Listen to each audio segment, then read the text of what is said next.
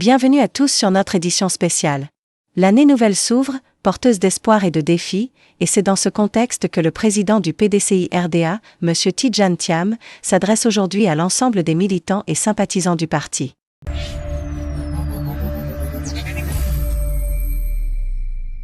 Chers compatriotes, chers militantes et militants du PDCI-RDA, chers amis de la Côte d'Ivoire, nous voici arrivés au terme de l'année 2025 et j'ai l'honneur de m'adresser à vous au tout début de 2026. L'année 2025 qui s'achève restera gravée dans la mémoire collective de notre nation. Ce fut une année électorale qui s'était ouverte sous les meilleurs auspices, alimentant de légitimes attentes de renouveau démocratique, social et économique pour la Côte d'Ivoire. Le PDCI-RDA portait alors cet espoir. L'adhésion populaire, l'enthousiasme et l'élan suscités par notre parti, en particulier auprès de la jeunesse, étaient visibles et palpables dans tous nos meetings et dans toutes nos réunions publiques. L'élection présidentielle du 25 octobre 2025 aurait donc dû être l'occasion pour les Ivoiriens et particulièrement pour les plus jeunes d'entre nous d'exprimer librement leur choix dans le respect des principes démocratiques afin de se doter de dirigeants répondant à leurs aspirations profondes. La paix, la liberté, la justice et l'épanouissement individuel et collectif. Malheureusement, et nous le savons, les choses se sont déroulées autrement. Notre pays a été plongé dans un climat marqué par un processus électoral non conforme à la loi et la multiplication des procédures judiciaires pour écarter de la compétition présidentielle les principaux leaders de l'opposition. Nous avons assisté à un recul de la démocratie, à la restriction des libertés publiques et à des atteintes sérieuses aux droits fondamentaux des citoyens. C'est dans une atmosphère tendue que les élections présidentielles puis législatives se sont déroulées. Pourquoi dire que le processus électoral n'a pas été conforme à la loi ? Parce que notamment, il n'y a pas eu de révision de la liste électorale en 2025, alors même que les dispositions de l'article 6 de l'ordonnance numéro 2020-356 du 8 avril 2020, portant révision du code électoral, font obligation à la révision de la liste électorale chaque année. Les Ivoiriens sont attachés à la démocratie. Un sondage crédible récent, indépendant, montrait que parmi 10 pays africains interrogés, c'est en Côte d'Ivoire que le désir de vote était le plus fort. On a d'ailleurs pu le mesurer lors de la RLE 2024, qui a vu plus de 900 000 Ivoiriens participer à l'opération. Pourquoi alors en 2025 refuser de tenir une RLE, pourtant budgétisée et financée, si l'on souhaitait que le plus grand nombre d'Ivoiriens puissent voter ? L'on sait en effet que notre pays a un des plus faibles taux d'inscription sur les listes électorales en Afrique, ce que la CEI elle-même reconnaît. Nous devrions être 12 à 13 millions sur les listes au lieu de 8. Autre manquement à la loi et non des moindres, les partis politiques de l'opposition représentés à l'Assemblée nationale, dont le PDCI, n'ont pas bénéficié en 2025 d'un seul franc de la subvention qui leur est due et qui est financée par vous, par le contribuable ivoirien, de par la loi numéro 2004-494 du 10 septembre 2004. Comment prétendre que l'on souhaite la démocratie lorsqu'on prive délibérément l'opposition de ressources ? Ces faits malheureux sont connus de tous. Nous n'allons donc pas aujourd'hui nous appesantir plus longtemps sur ce passé récent déplaisant. Mais face à cette triste réalité, le PDCI n'a jamais cédé aux deux tentations que sont, d'une part, la violence et d'autre part, le renoncement. Au contraire, nous avons choisi la voie de la responsabilité, de la paix et de la dignité. En effet, la seule chose qu'on ne peut pas changer dans la vie, c'est le passé. En revanche, on peut et on doit toujours changer l'avenir. C'est le sens de la décision que nous avons prise de participer aux élections législatives, malgré les insuffisances flagrantes et largement reconnues du processus électoral, et pleinement conscient que le résultat de ces élections ne reflèterait pas la volonté de changement de la majorité des Ivoiriens. Mais nous sommes des démocrates et nous ne croyons pas au boycott. Ainsi, nous n'avons pas boycotté l'élection présidentielle. Nous avions un candidat qui a été éliminé. Ne pas participer aux élections législatives aurait été prendre le risque de plonger le pays dans le chaos, celui de rendre le pays ingouvernable. Chers militantes et militants, je vous remercie d'avoir compris le sens de cette décision, difficile et douloureuse, mais porteuse d'espoir pour notre pays, j'y reviendrai. Nous prenons donc acte des résultats obtenus aux élections législatives dans les conditions que nous savons. Mais cet exercice qui a vu, selon les propres chiffres de la CEI, une participation de 18% à Abidjan, soit 80% d'abstention, nous convainc que nous ne pouvons pas renoncer à lutter pour l'avènement d'une démocratie respectueuse des droits de l'homme, de la liberté d'expression et d'opinion et de pensée, et du droit à la différence dans une nation en paix.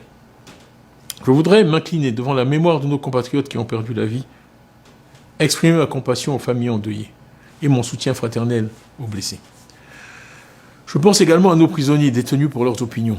Parmi eux, des anonymes, mais aussi des responsables politiques connus, dont l'honorable Brédoumi Soumaïla Traoré, porte-parole du PDCI-RDA, et Yahou Innocent, président de la jeunesse du parti, tous deux élus récemment députés, alors qu'ils demeurent privés de liberté.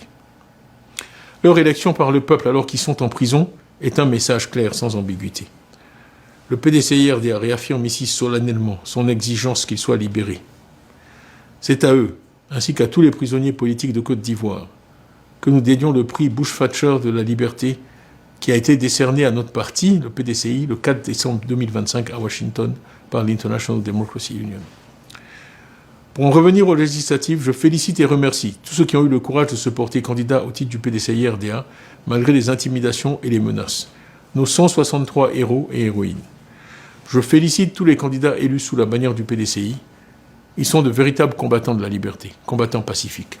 Ils vont pouvoir servir notre grand parti et la Côte d'Ivoire au sein du groupe parlementaire PDCI-RDA qui sera constitué. Avec nos élus, nous représentons la force principale et unique de l'opposition au sein de l'hémicycle. Et je mesure la responsabilité qui est la nôtre de ce fait face à la nation et face à l'avenir. Le PDCI-RDA reste la seule alternative crédible au RHDP. Dans cette nouvelle configuration et ce contexte difficile, je vous le dis avec conviction, le PDCI-RDA doit et va changer pour mieux servir la Côte d'Ivoire. La démocratie est une conquête. Tous les peuples qui ont le privilège de vivre dans des démocraties réelles, respectueuses des droits fondamentaux, respectueuses de la personne humaine, ont dû mener de longs combats pour arriver à ce résultat. C'est dans ce combat que nous sommes engagés, et c'est ce combat que nous menons pacifiquement, comme les grandes manifestations des 14 juin et 9 août 2025 l'ont bien montré. Militantes et militants du PDCI-RDA, mes chers compatriotes, l'année 2026 sera importante. Le cycle électoral étant arrivé à son terme, nous lançons une restructuration de notre parti. Une restructuration avec pour objectif une meilleure écoute de la base et de ses aspirations profondes. Un PDCI-RDA qui écoute davantage ses militants, qui renforce son organisation et qui se prépare avec méthode et discipline aux échéances futures. Le parti accordera une attention toute particulière à sa jeunesse, engagée et déterminée, qui a pris part aux côtés des femmes au combat politique que nous menons pacifiquement et avec courage. À cet effet, j'ai d'ores et déjà instruit formellement le secrétaire exécutif du parti de me soumettre dans les meilleurs délais des propositions concrètes d'action et de réforme permettant l'avènement d'un PDCI-RDA renouvelé, plus fort, plus uni et plus crédible. L'histoire nous enseigne que ce sont les choix que font les jeunes qui ont le plus d'impact sur notre avenir commun. En Afrique, Cheikh Anta Diop écrit dans son ouvrage célèbre « Nation nègre et culture », alors qu'il était âgé seulement d'une trentaine d'années. Évariste Galois, le grand mathématicien, écrit la théorie des groupes à la base des mathématiques modernes, la veille de sa mort à 20 ans. Les meilleures idées, les meilleures innovations nous viendront des jeunes, il faut les écouter. Ce sont d'ailleurs eux qui, depuis fin 2023, ont adhéré en masse à notre parti. Nous allons les écouter, les encadrer et libérer leur génie créateur. Il en sera de même pour les femmes, intrépides combattantes du parti. Militantes et militants, en avril 2026, nous célébrerons 80 ans d'existence et de résilience du PDCI, ce patrimoine politique majeur de la Côte d'Ivoire et de l'Afrique, héritier de la vision humaniste du président Félix Houphouët-Boigny, paix à son âme.